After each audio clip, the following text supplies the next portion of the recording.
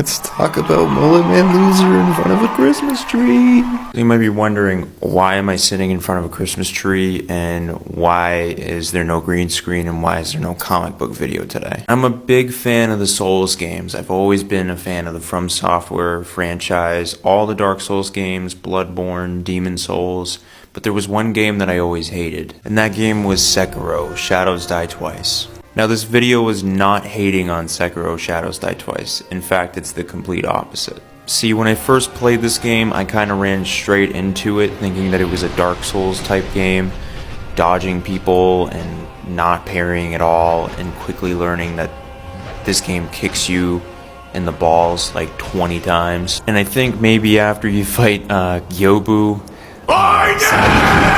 so I decided to fucking delete it, never play it again. And like a year later, I was so bored, and there's been like a huge drought in games lately, and I was like, what do I play? So I scroll through the PS4 game library, and I see Sekiro: Shadows Die Twice. It was kind of weird because I had been seeing a lot of like lore videos on Sekiro and a lot of cutscenes like through YouTube like suggested, and I was like, maybe I'll give it a try again. So I booted it up, and I played it for a little bit, and then I actually followed the tutorial for once. And like, when I noticed that if you parry and you go to Gyobu and you parry him and you take pot shots, he's like one of the easiest bosses in the entire game. And I remember like a year ago before I even parried and I was playing like a Souls game, it took me like a day to beat him. And I think like the beauty of that game is like, it kind of taught me like to